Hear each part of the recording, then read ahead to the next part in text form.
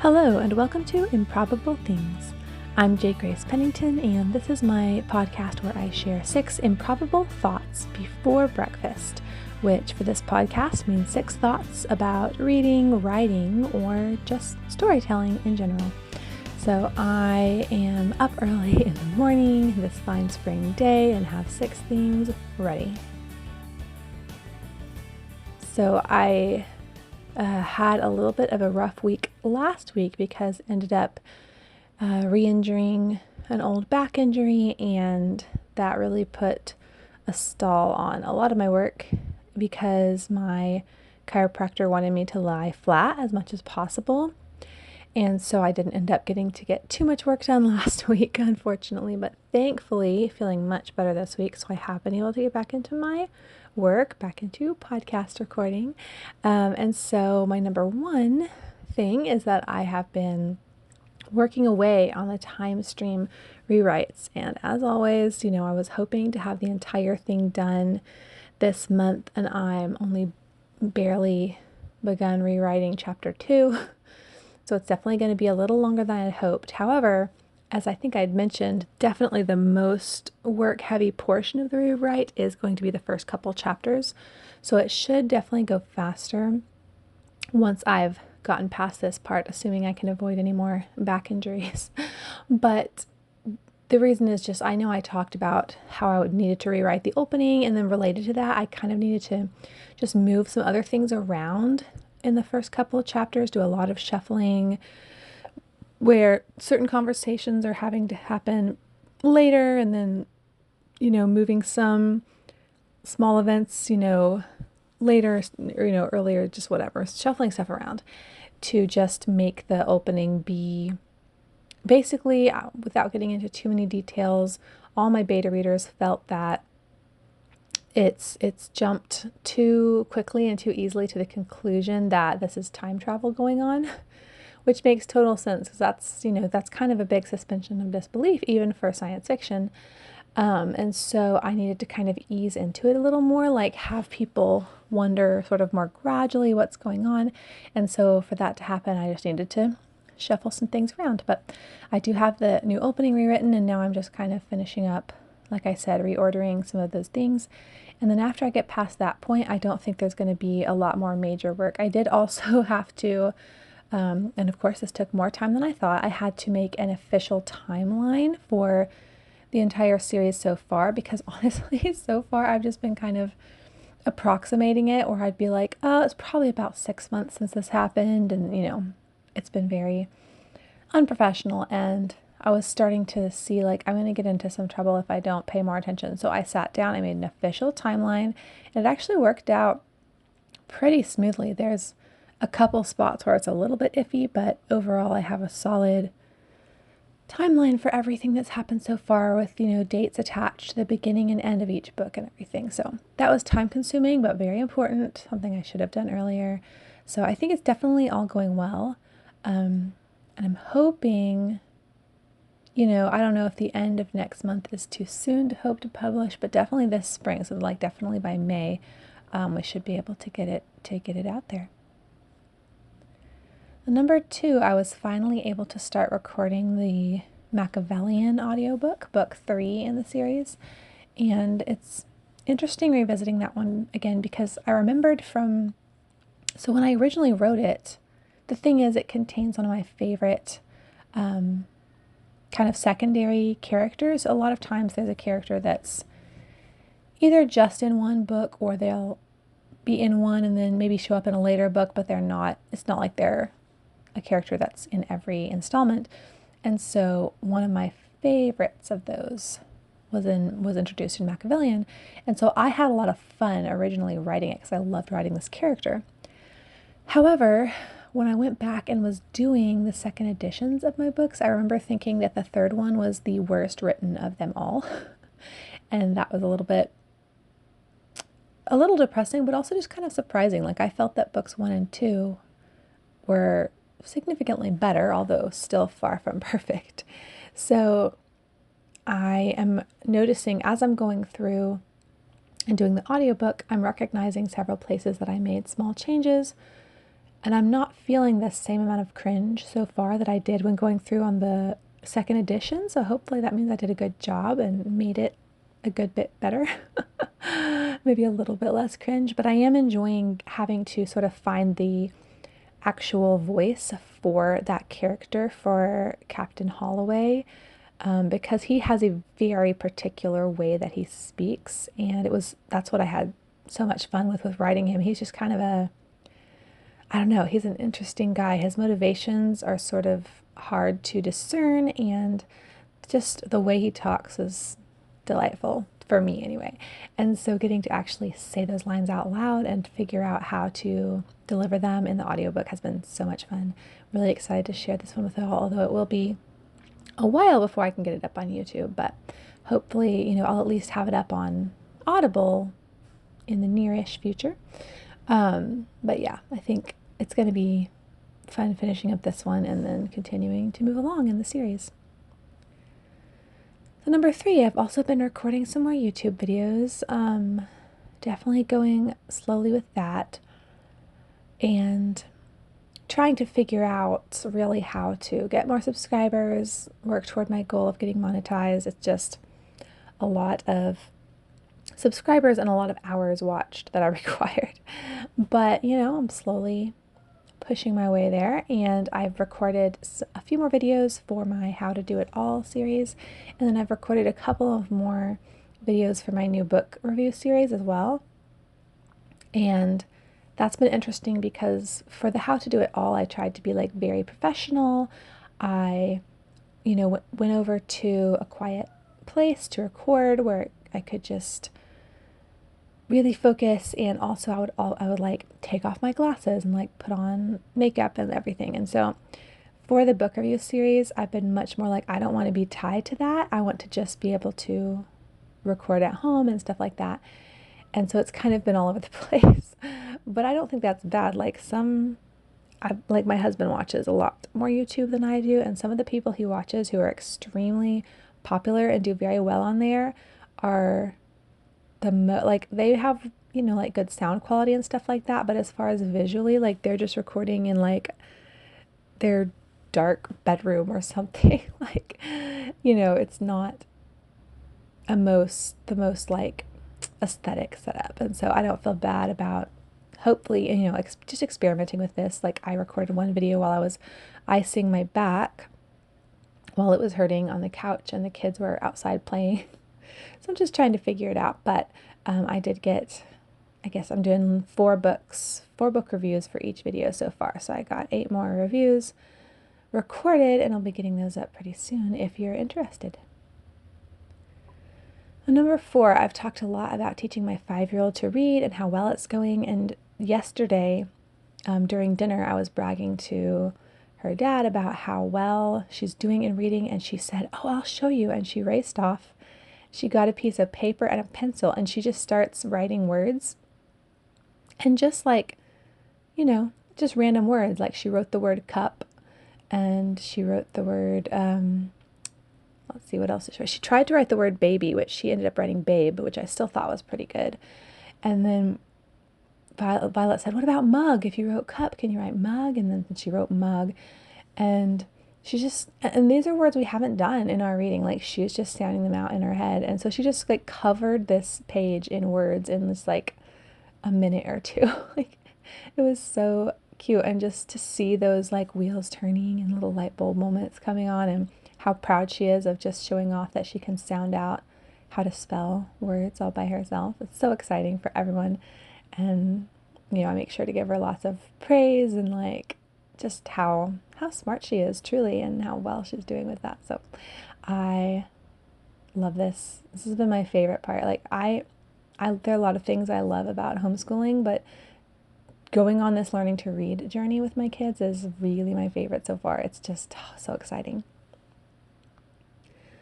So number 5, I'm currently reading a book called Wonderbook.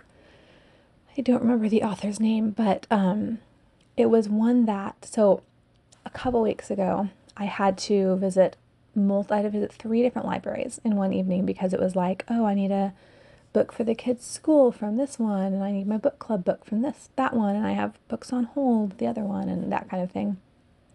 Which I was not complaining about having an evening to just like go around to different libraries. So normally I try not to browse too much at libraries, and normally I have my kids with me, so that's easy because they just want to play and I need to keep an eye on them. But in this case, being there alone, well, the reason I try to avoid it is I just end up coming home with a bunch of books when my to-read list is already so immense. But just being there alone, I couldn't help looking around. And so at one of the libraries, I found this book called Wonderbook in the writing section, and it's basically something along, I'm trying to remember the subtitle. It was basically like a guide to to writing imaginative fiction. And so I picked it up, and it was just super unique. Like, I've read a lot of writing books, lots of really good ones. And this particular one, first of all, the fact that it's specifically tied to fantasy and science fiction is really appealing to me, and I hoped, helpful. And then it's a very weird book. Like, it has a lot of images, and most of them are very strange, just very surreal and bizarre type things. And I think it's just supposed to kind of like stir your imagination. And at first I was torn whether to take the book home because a lot of the images were so bizarre, where they're kind of like twisted, like a little too disturbing for me, and I can be sensitive to that kind of thing. But as I was flipping through just the actual writing advice and that kind of thing, it looked so helpful, I decided to risk it. And so I brought it home and I've been reading it, and it has been really good. Like, it's definitely, the fact that it's tied to speculative fiction, and then also just kind of the way it approaches writing, and it's a little bit more of I like a very technical approach to like outlining and plotting and that kind of thing when it comes to writing. But then I also like the philosophy that sometimes it's more about just like going for something than trying to make it perfect, and that sometimes that experience and it can be an end unto itself, even if it doesn't lead to something publishable or something that other people will enjoy. Like, there's value in just kind of going for what's in your imagination without the pressure to make it into a specific thing. Like, I really like that sort of philosophy when it comes to creativity, that pushing through a lot of things is and getting what's on your heart out there is sometimes more important than laboring over every detail to make it perfect. Like, basically, the more, sometimes quantity is actually going to get you better quality in the end than focusing on quality. And that's kind of the same philosophy this book seems to have as well. And so it's just been really good, and it's been really kind of firing up my imagination and my love of writing a little bit, which I'll talk more about in a minute. But it's just an interesting book. I would hesitate to recommend it really because, again, some of it's so bizarre. But there was one particular friend where I was like, because there's also quite an emphasis on world building, which is not something I enjoy too much, but I have one writer friend who does really like that aspect of writing. And I just felt the whole book, I'm like, oh, he needs to read this one. Like, this is so just perfect for the way that he works. So I ended up recommending it to him. But anyway, a very interesting book, and it's been helpful so far. So number 6, when it comes to writing in general, I've definitely been in that sort of why does any of this matter phase for quite a while, which I'm sure is definitely part of why I'm struggling to get through these rewrites, because it can be very hard to push myself through that and be motivated to work when I feel like, what is the point of this? This is not, at this point, if ever, like a viable career. Like, I make a small amount of extra money on this, but it's not as proportionate to the amount of work that I do as I would like.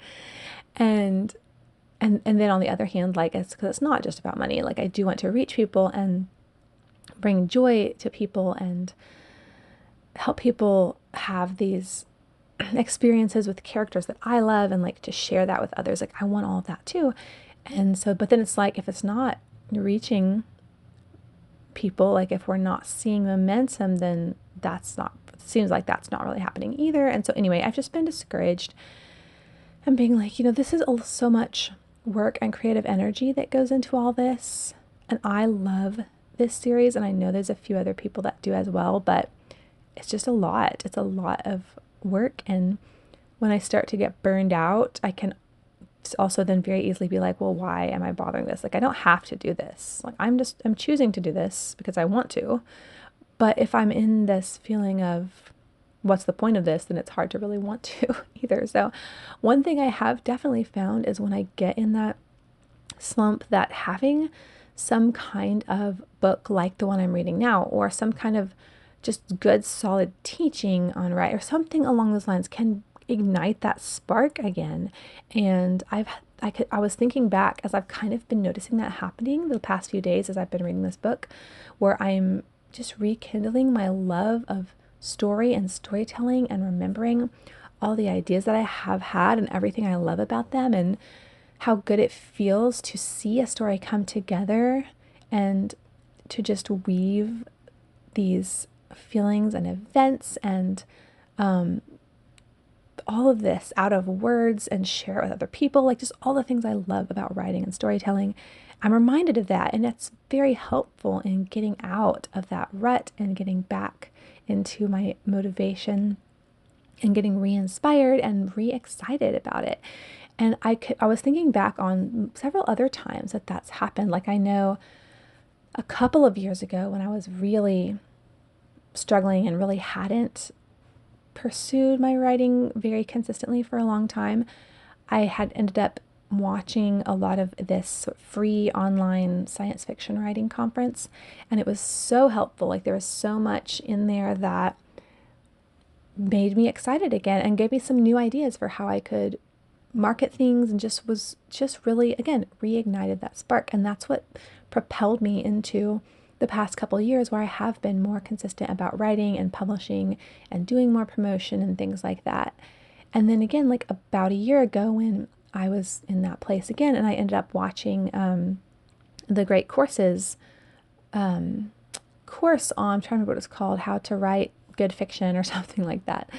And just watching through it and seeing this guy who is a good writer go through some of these principles and maybe say some of them in a way I hadn't heard before. And it got me excited again. And it got me motivated to really like get back into being really dedicated to the work. And so I hadn't really thought too much before, even though I've had those experiences, I hadn't thought about it this like specifically about how I probably need to seek out something like that, like once or twice a year, so that I'm not getting to this place where, because, it is isolating in a sense. Like I'll talk to other writers and things like that, but it's still, most of my writing is me alone, in my house, snatching these moments to try to get work done and working alone and trying to get it out there and get it marketed and things like that.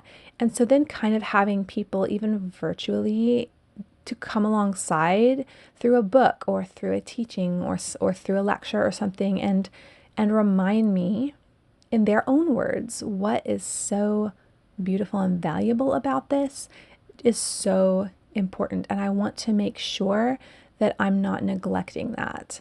And so it made me think I need to make sure that I'm every so often finding something like that, something that can give me some new, just like some fresh blood to this whole process. And, again, maybe they'll say things in a different way, or I'll learn something new, or just, whatever it is, something that gets me, again, excited about this process. And where even if things go slowly, or it doesn't look the way I would like it to, or it's not taking off as I would hope, there's still value and, something wonderful about this whole process. And so it's been really helpful, and I want to be more intentional about that in the future. So thank you all so much for listening. Please let me know your thoughts. If you have something along those lines of like the book that I'm reading, that I was talking about, where for you it ignites that spark of creativity or of motivation for something where you can tend to get discouraged. I would love to hear what does that for you, and let me know what you're reading and how you're liking it. And of course, if you are interested in finding some books to add to your to-read list, check out my YouTube review series. Just got one video up so far, but more are coming. And I would love to know if you have taken any of the book reviews that I've given and used them to add anything to your to-read list. So thank you so much for listening. Hope that everyone has a great day and a great weekend ahead, and stay improbable. Bye.